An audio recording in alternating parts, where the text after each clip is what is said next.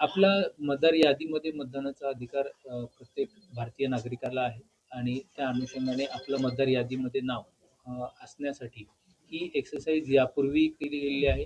तर ही मतदार यादीची एक प्युरिफिकेशनचा प्रोसेस आहे आणि त्याकरिता आपण सर्व नागरिकांनी याच्यामध्ये भाग घ्यावा. आपला स्वतःचं नाव 2002 मध्ये असेल किंवा आपल्या आई-वडिलांचं नाव त्या काळामध्ये आजी-आजोबांचं असेल तर ते माहिती डिटेल्स काढून ठेवावे आणि जेव्हा BLO आपल्याकडे येतील तर त्याच्यामध्ये BLOंना ही माहिती देऊन आपलं स्वतःचं नावाचं मॅपिंग करून घ्यावं.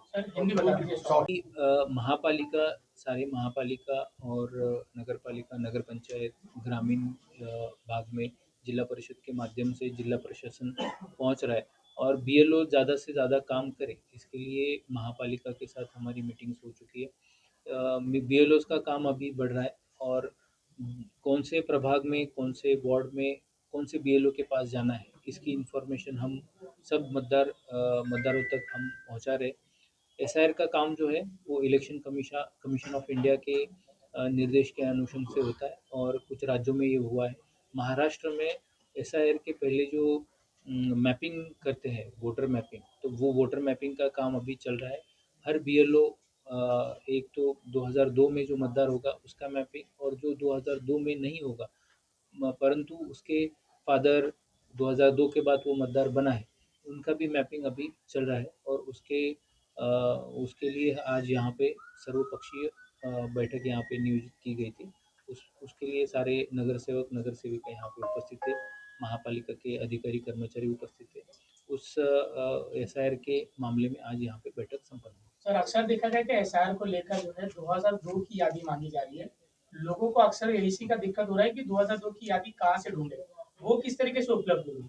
वोटर हेल्पलाइन के ज़रिए सब लोग यहाँ पे सर्च कर सकते हैं, उनके फादर का नाम सर्च कर सकते हैं, उनकी मदर का नाम सर्च कर सकते हैं, ग्रैंडफादर, ग्रैंडमदर और खुद का नाम भी इलेक्टोरल रोल में 2002 के सर्च कर सकते हैं। आज जब प्रेजेंटेशन चल रहा था तो हमने कुछ लाइव डेमो भी करके दिखाई कि कुछ सेकंडों में आपको आपका नाम इसमें वोटर इसमें पता चलेगा और आप 2002 में कहाँ पे मतदार थे वो भी वोटर हेल्पलाइन voter.eca.gov.in या इस पे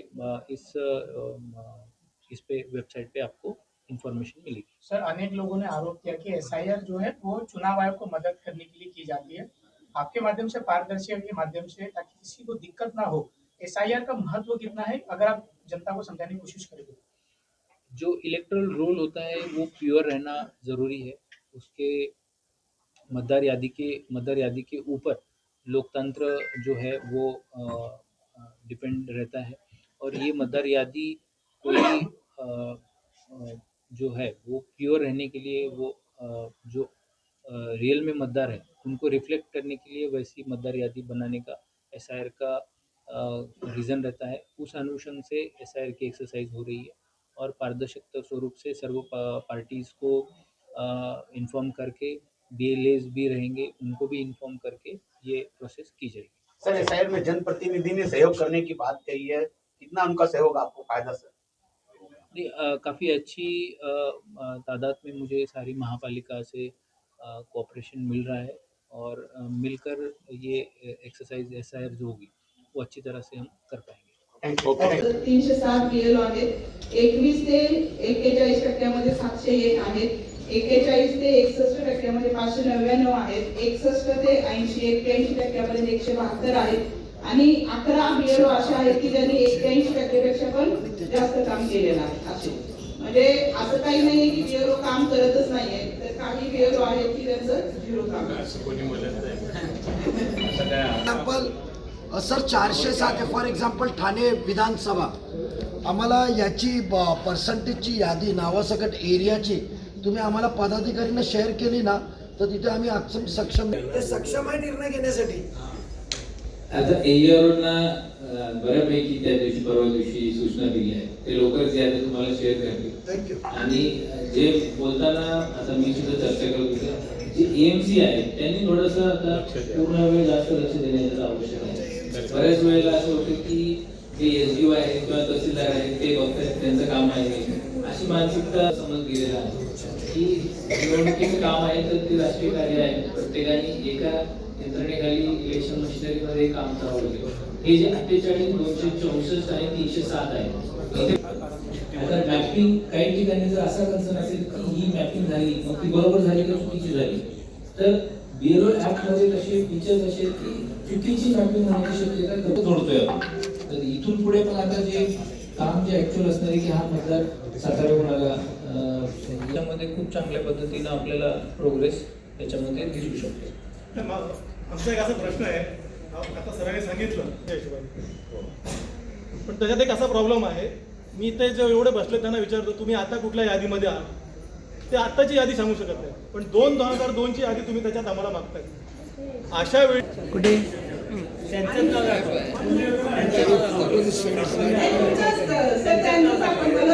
वोटर हेल्पलाईन आपला मॅडम नाही दिसणार. पोलीस स्टेशन नाही समोर आणि यादी नंबर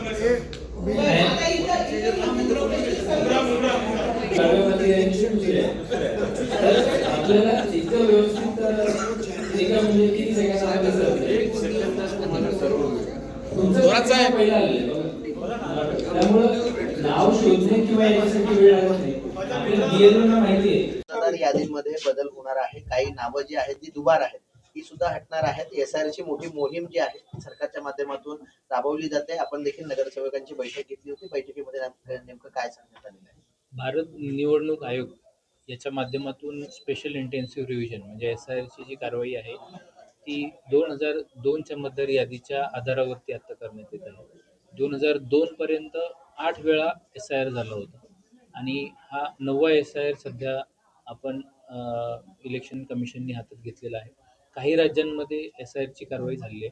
त्याच पद्धतीने येत्या काळामध्ये इलेक्शन कमिशन जसं अनाऊन्स करेल त्यानुसार महाराष्ट्रामध्ये देखील SIR हा पूर्णपणे चालू होईल. त्याच्या अगोदर जी पूर्वतयारी लागते जी मॅपिंग, तर ती सध्या मॅपिंग सुरू आहे, ज्यामध्ये 2002चे मतदार त्याच पद्धतीनं जे 2002 नंतर जरी मतदार झाले असतील परंतु त्यांचे आई वडील आजी आजोबा यांच्यापैकी कोणाशी एकाशी मॅप करून आता आपण मॅपिंगची एक्सरसाइज त्यामध्ये करतो आणि ही मॅपिंगच्या अनुषंगाने आपल्या शहरी भागामध्ये बरीचशी मतदारांची संख्या वाढलेली आहे.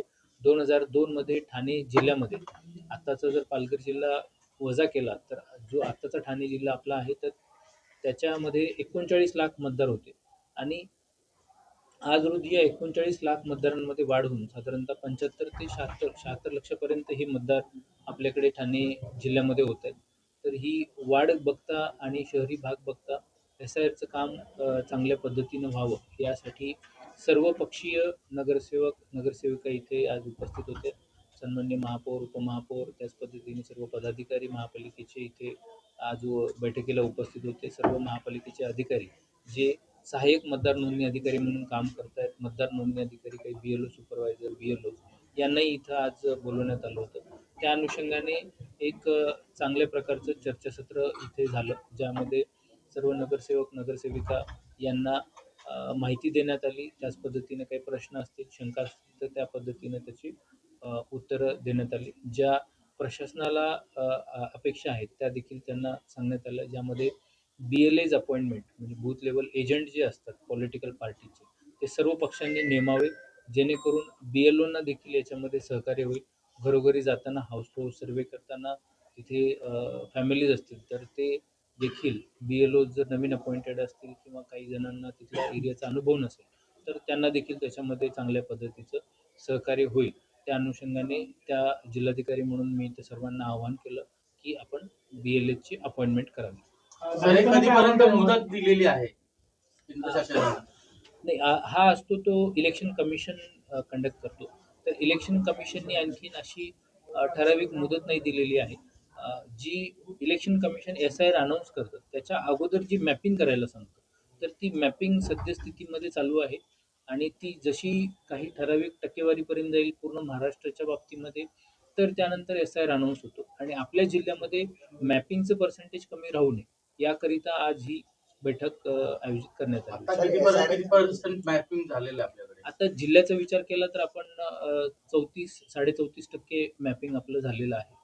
आणि आपलं अपेक्षा ही आहे किंवा आपलं उद्दिष्ट आहे की 80% 85% पर्यंत किमान आपल्याकडे मॅपिंग व्हावी.